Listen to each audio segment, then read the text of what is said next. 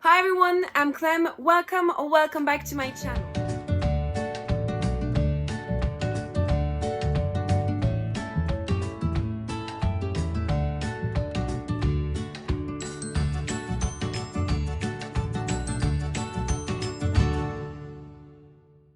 Today I'm going to be sharing with you my thoughts on the different books I've read in the month of May.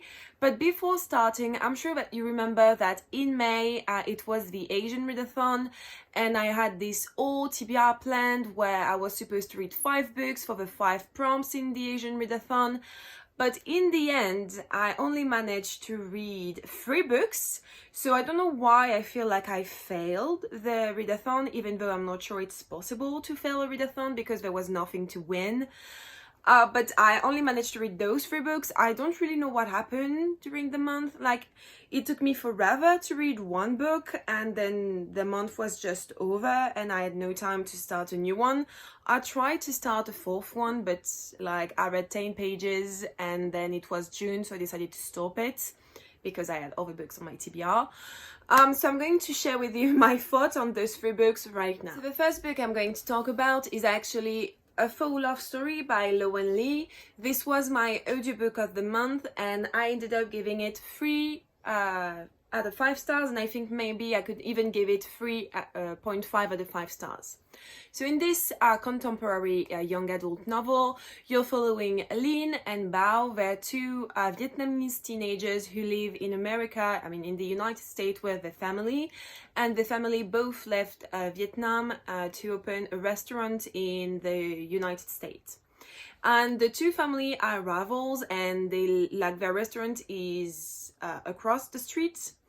And so they're like in competition for customers and everything, and they hate each other, but you don't know why. And since they were kids, Bao and Linh have been told not to go talk to those people, not to go into the restaurant with those people. But one day the restaurant of Linh's family is hosting a Faux day where like you get a free Faux for one. And so they are very overwhelmed because they don't have enough waiters. And so Bao comes to help Linh, and from that a secret friendship is going to happen, and even more. And at the same time they're going to try to understand what happened to their family, why they hate each other. You learn why they hate each other in the end, and it was really sad and at the same time sweet. I liked it. And basically it's a retelling of Romeo and Juliet, but in the United States between 2 Vietnamese kids, and it's happening in a restaurant and they're eating a lot of food, and I was so hungry when I read it. So yeah, that's what it's about. And so now, why did I give it 3 out of 5 stars or 3.5 out of 5 stars? Is that I like it, but sometimes I felt a little disconnected with the characters. Like, it's not they're not well written or anything, because I think she's done a pretty great job. I think it's a debut novel. I really like them, both of them, even though I preferred Linh over Bao.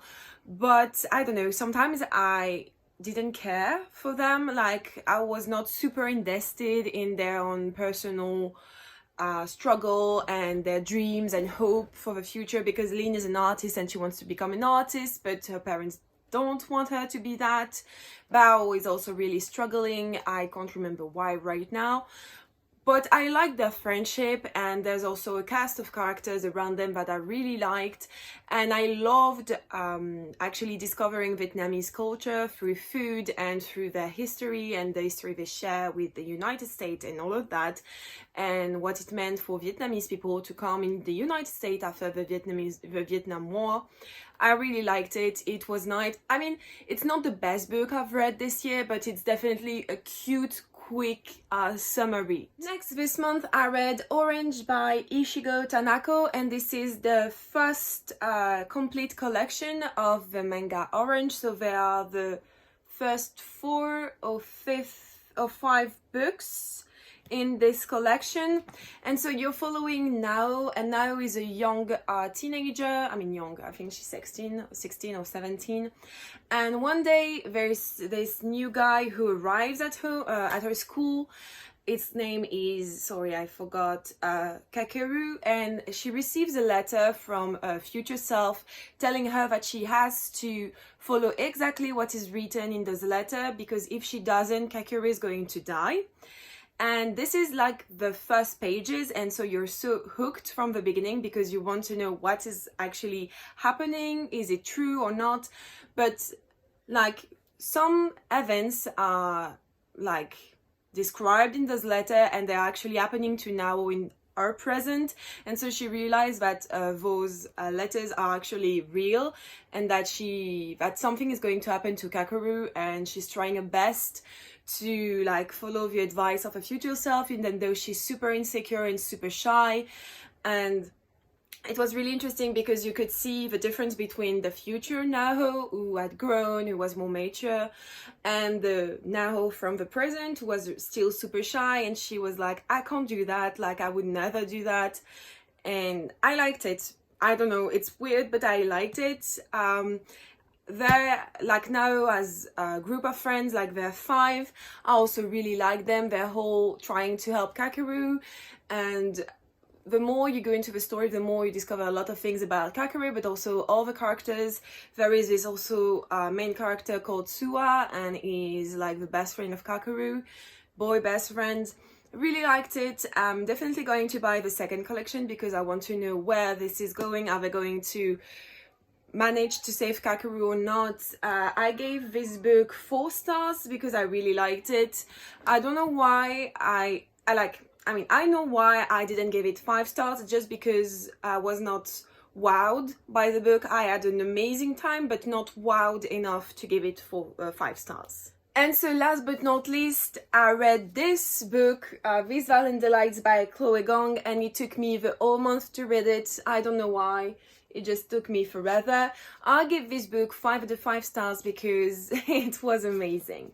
So if you don't know what this book is about, it's a retelling of Romeo and Juliet, but it is set in Shanghai in 1926. So you're following Juliet, what's her name? I know she's from the Scarlet Gang, and she is Chinese. And on the other hand, you have the Montagov, and you're following Roma, the heir to the Montagov gang. And so there are 2 rival gangs who are fighting to get to control Shanghai, but they're not the only one, because at that time in 1926, like a lot of people from all around the world came to Shanghai because it was a very important like harbor, like for money and shipping. It was really an important place in the world. So you have French, you have British, you also have the communists who are here. So the 2 gangs are trying to kill each other, but at the same time they're trying to like make alliance with everyone in the city. So that's like the setting.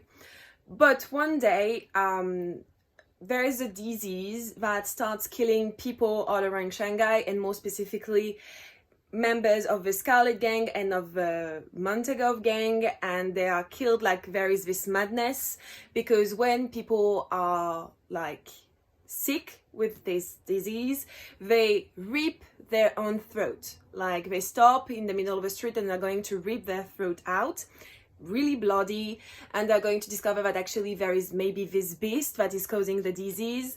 And so Juliet and Roma will have to team up to find a cure, to save their people, to stop the disease. What I like about this book is first the setting. I really learned a lot about Shanghai, even though at sometimes it was really long, like not long, but sometimes like they talk about this disease, and sometimes the author spent a chapter telling you about how they have to meet with the communists, how the communists are important. And I know she does it, so we really understand the situation and how it is really hard for the 2 gangs and for everyone in Shanghai. But sometimes like I'm super interested, but that's not what I want to read right now. I want to read about Juliet and Roma, and I want to know about the disease and the beast and all the characters that I like. But it was necessary, but sometimes I didn't really care. But still, I gave this book 5 out of 5 stars, so it didn't really bother me. Something else that I really like is that it's not exactly like a retelling of Romeo and Juliet. Like, I mean, when you read the synopsis, you know it's Romeo and Juliet. but what I like, and it might be a little spoiler, so I'm just going to hold my hand like that if you don't want to hear it. The thing that I like is that Roma and Juliet, actually at the beginning of the book, they already dated, and Juliet broke up with Roma because he betrayed her. And I loved that. I thought it was super interesting that they didn't met each other and fell in love just like in Shakespeare's play. Like they already know each other and they have a past and they have feelings for each other, and it's really hard for both of them. I loved it. I really, really loved it. I found it was super interesting and something new that I really enjoyed. Also, I really enjoyed the set of characters because both Roma and Juliet have their friends, like you find Benvolio and Mercutio, you find Rosaline. Also, there is this new character that Chloe Gang included in the Scarlet Gang that's like the cousin slash best friend of Juliet, and I love her. Kathleen was an amazing character. She's super well built. I can't wait to see more of her in the second book because yes, actually when I started this I thought it was a standalone, but no, there is a second book coming this fall, and I mean there better be, because when you read the last 2 pages of the book you're like okay, there's this huge cliffhanger at the end and you're like okay, please tell me there is something else, please. And of course there is something else, and I'm super happy to read it and see where everything is going to go. So yeah, that is my wrap up for May. You see, I haven't read a lot of books, but I mean it happens. I still read some amazing books and I loved them. So even though I feel like I failed the Asian readathon, I had a great month and that's what counts. Anyway, I'm going to leave you here for now. We'll see each other next week, hopefully. Don't forget to like this video if you did. Also, if you want to talk with me in the comments, you can. Tell me what you've read, if you read any of the books I mentioned. I would love to know. And we'll see each other next week. Bye, everyone!